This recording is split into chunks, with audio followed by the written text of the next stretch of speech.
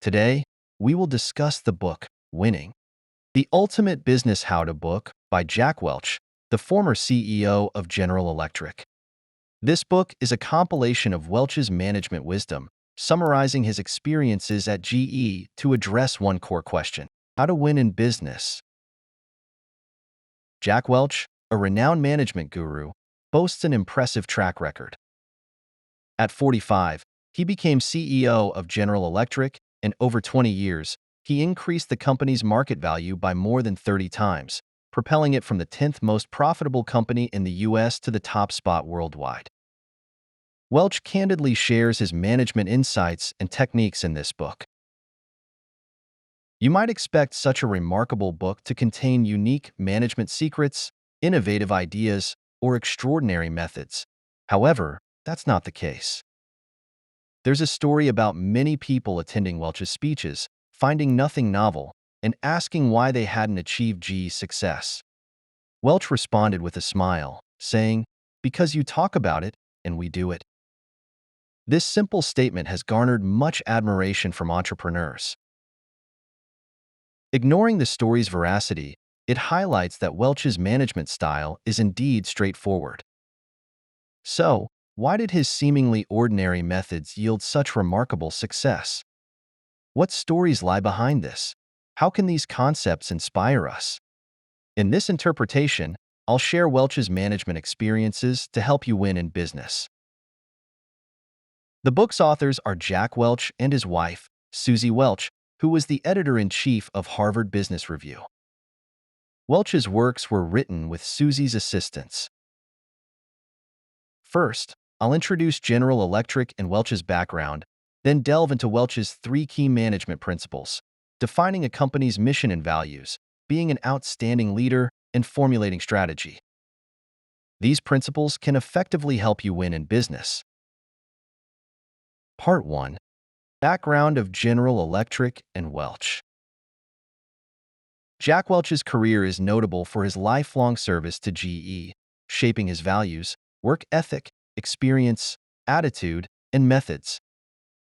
This is crucial to understand, as it illustrates how input determines output. Some entrepreneurs dismiss Welch's principles as ordinary, while others grasp their essence, seeing them as the core of business. Why do different people have different perceptions? 3 reasons: company size, industry, and challenges faced. Company size. GE is one of the world's largest companies, with few having the opportunity to lead such a giant. Industry. GE excels in manufacturing, relying on industrial-era scientific management with strong control and high efficiency. Challenges. Each company faces unique challenges and competition, necessitating different approaches. Management serves strategic goals, which vary between companies, requiring adaptive management techniques. Before fully adopting Welch's ideas, it's essential to understand their context, which means knowing GE's nature and why Welch was chosen as CEO, and the opportunities he encountered. Founded in 1892, GE is a typical multi-business conglomerate. By the early 1980s, post-World War II rapid growth had made large organizations cumbersome, bureaucratic, and complex. During this period, neoliberal free market policies became popular, prompting businesses to reform in response. Effective leaders were those who could combat traditional bureaucratic practices, drive change, and adapt to new market environments. GE faced challenges and needed a new leader, ultimately selecting Jack Welch. In April 1981, at 45, Welch became GE's youngest chairman and CEO. GE's CEO wielded significant power, with average tenures exceeding 12 years, necessitating long-term planning from the start. Welch's 20-year tenure indicates that his long-term strategic vision was largely shaped by corporate policy. Selecting a CEO involved stringent processes and standards, requiring candidates to meet numerous criteria and undergo at least 7 years of observation before competing for the position, underscoring Welch's recognized capabilities. Upon taking office, Welch focused on transformation, a skill he excelled at and which the company needed. Nicknamed Neutron Jack for his swift and decisive actions, Welch led GE through a significant transformation, boosting market confidence and stock prices. You might ask if Welch's industrial-era management methods are still relevant in the internet age. Regardless of the era, businesses and individuals continuously strive to win. In today's new business environment, adhering to commercial rules and returning to business fundamentals is even more crucial. From this perspective, Welch's works provide timeless insights into business activities. This is the value of studying Welch's theories. In summary, this section introduced GE and Welch's background, emphasizing that Welch's leadership and transformation was a product of historical opportunity. Understanding Welch's ideas requires placing them in their historical context to appreciate his thoughts objectively and understand this book better. Part 2. Defining mission and values. Welch believes that describing a mission answers the question of how a business can win. This question requires clear definitions, guiding companies in personnel, resources, and capital allocation to avoid aimless actions. It helps companies identify their strengths and weaknesses, gaining market competitiveness. Welch emphasizes that profitability and growth are crucial, as success in these areas validates all other efforts. However, a mission can still embody risk-taking and idealism. Effective missions balance achievable and aspirational goals, providing clear direction, market benefits, and motivational power.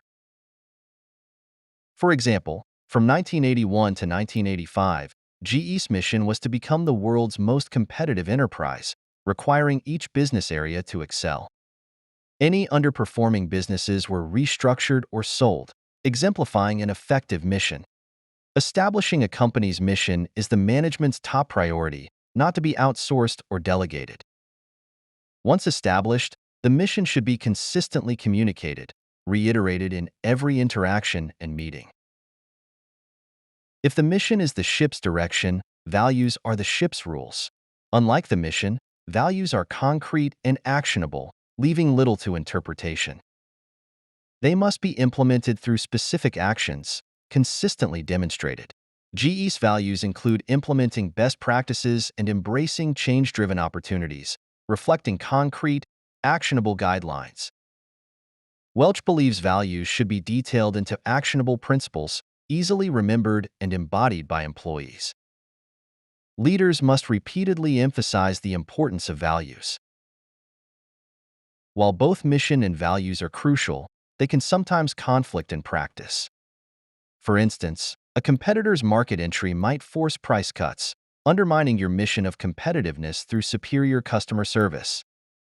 Or, an economic downturn might necessitate advertising budget cuts, conflicting with a mission to enhance brand recognition. A leader's critical task is to ensure alignment between mission and values, maintaining a balance to prevent crises. In summary, this section emphasized the importance of mission and values. The mission sets the company's direction, while values provide actionable guidelines. Leaders must ensure alignment between mission and values, maintaining balance at all times. Part 3. Being an outstanding leader. According to Welch, honesty and leadership are essential qualities for a leader. Welch considered fostering honesty as a crucial corporate culture at GE over 20 years, only realizing its paramount importance upon retirement. He described the lack of honesty as the most insidious secret in business, akin to a killer, stifling new ideas and hindering contributions from talented individuals. Bureaucracy, corporate politics, and insincere politeness in large companies are manifestations of a lack of honesty.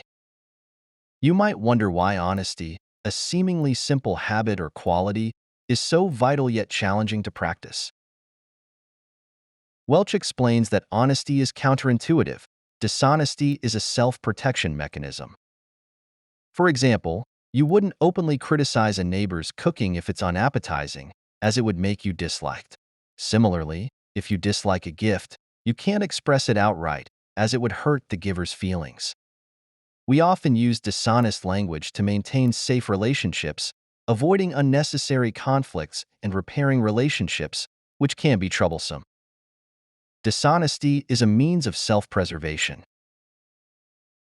Honesty directly impacts a company's competitiveness and its ability to win.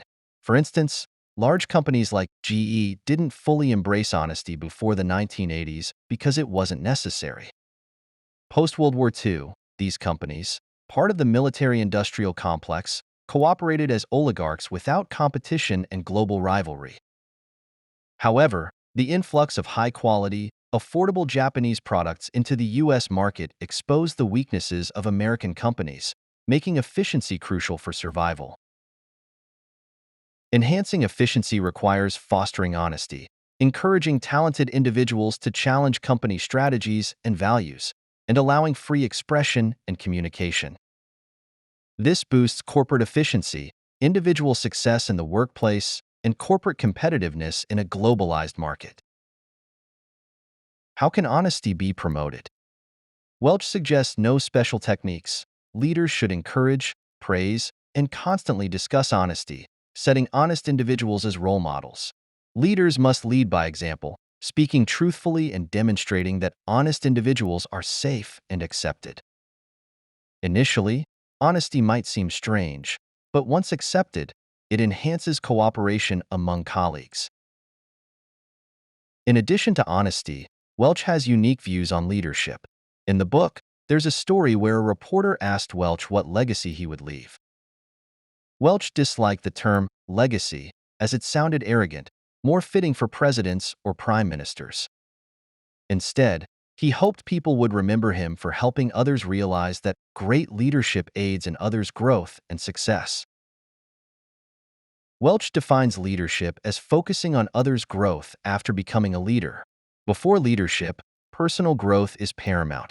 After leadership, success depends on others' growth. This insight, gained from over 40 years of work, is crucial for new managers, prompting timely mindset and method shifts to become better leaders. In summary, Welch believes that the lack of honesty is the most insidious secret in business. Leaders must constantly emphasize and encourage honesty. Welch also defines leadership as helping others grow and succeed after becoming a leader.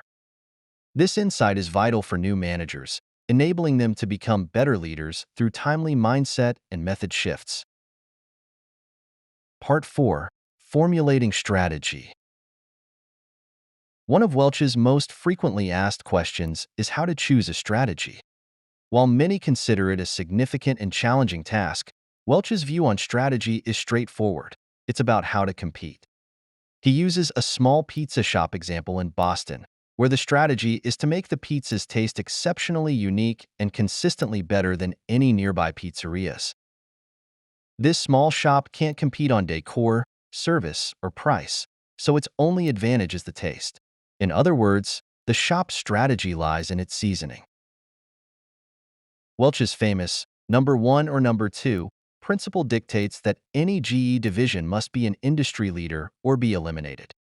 Welch's reforms at GE, involving extensive mergers and eliminations, were based on this principle.